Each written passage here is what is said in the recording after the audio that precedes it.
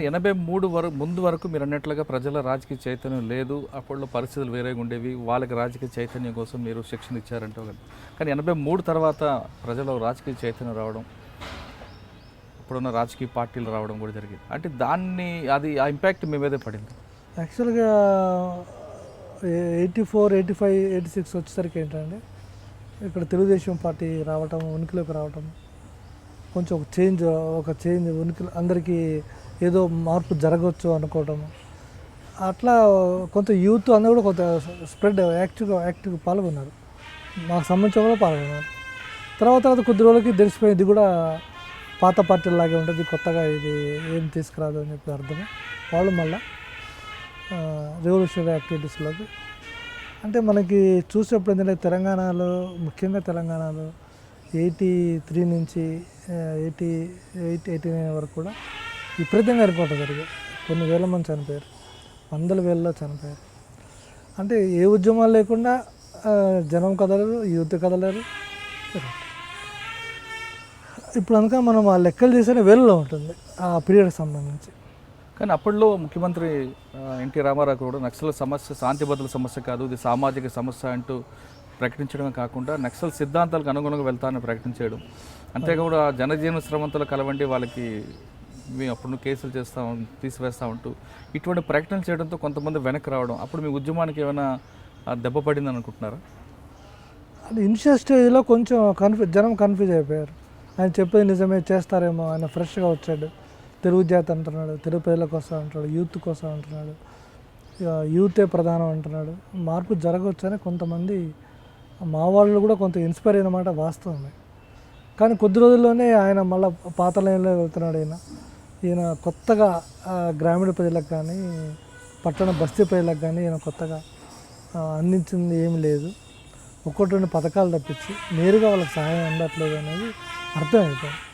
దాంతో మళ్ళీ activity start అయిపోయింది.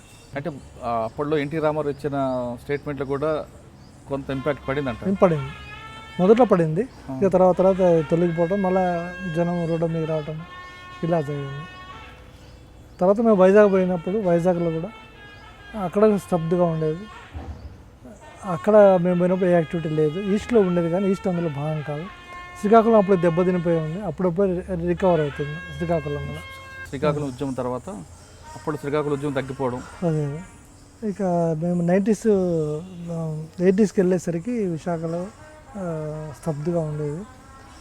అప్పుడు శ్రీకాకుళం ప్రాంతాల్లో కూడా యాక్టివిటీ, ఉద్దాన ప్రాంతం, పలాస ప్రాంతాల్లో ఉద్యమాలు వచ్చాయి, జీడిపిక్కల పోరాటం ఇవన్నీ వచ్చాయి. అక్కడ అవి చేస్తున్న క్రమంలో అక్కడ దళాలు ఏర్పడటం, అవి మెల్లగా ఒరిస్సాలోకి ఎంటర్ అయిపోవటం, అట్లా దళాలు అనేవి శ్రీకాకుళం బేస్డ్గా వెళ్ళిపోవటం. విశాఖపట్నం టౌన్లో కూడా వర్కర్స్ యాక్టివిటీ, స్టూడెంట్స్ యాక్టివిటీ ప్రధానంగా జరగటం, ఇట్లా యాక్టివిటీ అనేది మొదలైంది. అలా 91 వరకు మేము అరెస్ట్ అయ్యే వరకు కూడా 20 మంది ఫుల్ టైమర్స్ అక్కడ పనిచేసేవాళ్ళు మొత్తంగా కలిపి. 91లో మీ మీద విశాఖ కుట్ర కేసు గురించి ఒకసారి. అదే 91లో యాక్చువల్గా మేము అరెస్ట్ అయ్యింది నెమ్మదూరి భాస్కరరావు, మా రాష్ట్ర కమిటీ సభ్యులు ఉండే, ఆయన అపార్ట్మెంట్కి పోయినప్పుడు ఆయనతో పాటు నేను, అది మా ఇంటి దగ్గర ఉండటంతో ఇక మా ఫ్యామిలీ ఇట్లా మేము 3 అరెస్ట్ అయ్యాం. ఈ చైన్లోనే గోపిరెడ్డి అని ఇంక ఆయన కూడా అరెస్ట్ అయ్యాడు, సమ్మిరెడ్డి అని, అలా 4 మేము అరెస్ట్ అయినాము. యాక్చువల్గా అంటే గోపన్న అంటారు, ఆయన ఈస్ట్లో పనిచేశాడు. ఆయన ఇప్పుడు లేడు, సరెండర్ ఆయన ఇంటి దగ్గర ఉన్నాడు.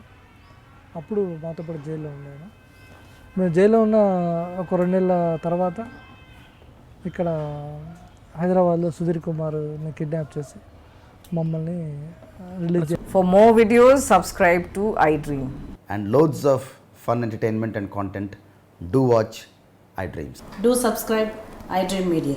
దయచేసి iDreams మీరు సబ్స్క్రైబ్ చేయాల్సిందిగా నేను కోరుతున్నాను. I am Dr. Nayak, DT Nayak. For more videos, please subscribe to iDream. Please subscribe iDream News. Please subscribe iDream. Please subscribe iDreams. మీరు చూస్తున్నారు iDream News.